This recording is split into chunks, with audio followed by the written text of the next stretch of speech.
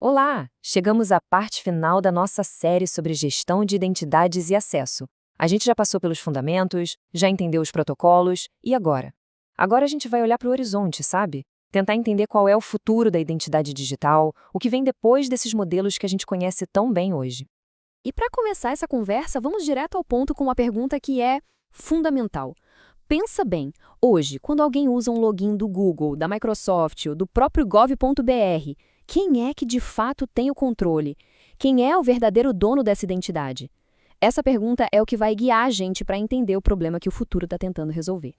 Olha, não há dúvida de que os sistemas de login federado, tipo SAML e OpenID Connect, foram um avanço e tanto. Acabaram com aquela loucura de ter uma senha para cada site. Só que, sem que a gente percebesse, eles acabaram criando um novo tipo de problema, o que a gente pode chamar de oligopólios de identidade. Então, o ponto central é esse aqui. Ao centralizar a identidade em poucas plataformas gigantes, a gente acabou entregando o controle para elas. A verdade é que as pessoas não são donas dos seus próprios dados. Elas ficam sujeitas aos termos, às políticas e, o que é mais crítico, à segurança desses provedores. E as consequências disso no dia a dia são bem sérias. Os dados de navegação e de uso acabam sendo monitorados. Uma única falha de segurança em um desses gigantes pode ter um impacto catastrófico, expondo milhões. E o mais fundamental, o acesso à vida digital de alguém pode simplesmente ser cortado por uma decisão de uma única empresa. A conveniência, no fim das contas, teve um preço bem alto em controle e em risco. Bom, como resposta a toda essa centralização, está surgindo um novo paradigma. É uma proposta bem radical que quer inverter essa relação de poder. A ideia é devolver o controle da identidade para a única pessoa que deveria tê-lo, o próprio indivíduo. Essa é a grande promessa da chamada Identidade Autossoberana, ou SSI. E essa tabela aqui, ela deixa a mudança bem clara, né? A gente sai de um controle centralizado para um controle totalmente individual. Os dados não ficam mais nos servidores das empresas, eles passam a viver numa carteira digital pessoal. E o mais importante, a base da confiança deixa de ser uma marca famosa para ser a matemática pura, a criptografia, que qualquer um pode verificar. Tá, mas como é que isso funciona na prática? Não é mágica, claro, é tecnologia pura. Vamos dar uma olhada em como essa mudança de paradigma está sendo construída em cima de novos padrões abertos feitos exatamente para esse mundo mais descentralizado. Basicamente, a gente tem dois componentes principais aqui. Primeiro, os DITs. Pensa neles como um endereço permanente na internet que pertence e é controlado pela pessoa, e não por uma empresa. Segundo, as credenciais verificáveis, as VCs. Elas são, na prática, as versões digitais e assinadas de documentos que a gente já usa, como a carteira de motorista, um diploma, um passaporte. E esse fluxo aqui muda completamente o jogo. Imagina só, uma universidade, que é o emissor, emite um diploma digital AVC para um aluno, o portador. O aluno guarda essa AVC na sua carteira digital no celular. Quando ele vai se candidatar a um emprego, o empregador, que é o verificador, pode confirmar na hora que aquele diploma é autêntico, só checando a assinatura digital da universidade.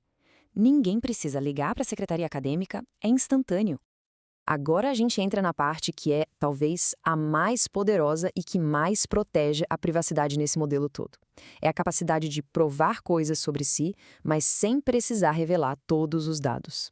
Pensa em como a gente faz isso hoje.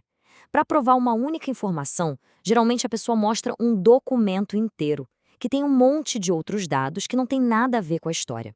É um excesso de compartilhamento que a gente acabou normalizando. A resposta é óbvia, né? Claro que não. O bar não precisa saber o nome completo, o CPF, muito menos o endereço de alguém. Ele só precisa de uma única informação. A idade da pessoa é superior a 21 anos, sim ou não. Só que hoje, a gente entrega o pacote completo. E é aqui que a tecnologia brilha. O nome disso é divulgação seletiva. Ela usa criptografia para permitir que a pessoa extraia e prove apenas a informação necessária. A credencial original, com todos os dados, nunca sai da carteira digital. O que se apresenta é uma prova matemática irrefutável de um único fato. E o resultado final é exatamente este: simples, elegante e, o mais importante, totalmente privado. O objetivo é alcançado, a verificação é feita, mas nenhum dado pessoal desnecessário vazou no processo. Isso é o princípio da minimização de dados, lá da LGPD, colocado em prática de forma brilhante. Mas a evolução da identidade não está acontecendo só nesse caminho da descentralização, não. Existe uma segunda grande tendência, correndo em paralelo, que está mudando totalmente o jeito como o acesso é concedido, a integração com a inteligência artificial. Esse comparativo aqui mostra muito bem essa evolução. O modelo antigo de autorização se baseia em regras fixas. Se os atributos batem, o acesso é permitido. É uma decisão binária, um sim ou não, que acontece só na hora do login. O modelo novo é totalmente diferente. A pergunta não é mais pode ou não pode. A pergunta agora é qual é o nível de risco dessa tentativa de acesso nesse exato momento. E para calcular essa pontuação de risco, o modelo de IA analisa dezenas de sinais em tempo real. De onde a pessoa está acessando? O dispositivo dela está seguro? Está atualizado? Esse comportamento é normal para esse usuário? O recurso que ela quer acessar é muito crítico? A combinação de tudo isso gera uma pontuação de confiança dinâmica. E essa citação amarra tudo. Essa pontuação de risco, que muda o tempo todo, ela é, na prática, a essência da arquitetura confiança zero, a famosa Zero Trust. Aquele lema, nunca confie, sempre verifique, é colocado em prática por uma IA que está o tempo todo avaliando o risco e adaptando a segurança a cada interação. Bom, chegando ao final da nossa jornada, fica claro que o futuro da identidade não é uma estrada única. Na verdade, são duas grandes avenidas que estão convergindo. De um lado, a gente tem a identidade descentralizada, totalmente focada em devolver o controle e a privacidade para o indivíduo, usando tecnologias como DIDs e IVCs. Do outro lado, a gente tem o acesso inteligente, focado em deixar as organizações mais seguras através dessa avaliação de risco contínua, turbinada por inteligência artificial. Um foca no empoderamento do indivíduo, o outro na verificação inteligente. E para a gente fechar esta série, fica aqui uma reflexão. A união dessas duas tecnologias não é só uma questão técnica, ela redefine a nossa própria noção de propriedade e de poder no mundo digital. Se cada pessoa tivesse controle total sobre a sua identidade digital, o que ela faria de diferente? Como isso mudaria o jeito que as pessoas interagem, fazem negócios, vivem suas vidas online? A resposta para essa pergunta, com certeza, vai moldar a próxima década da internet.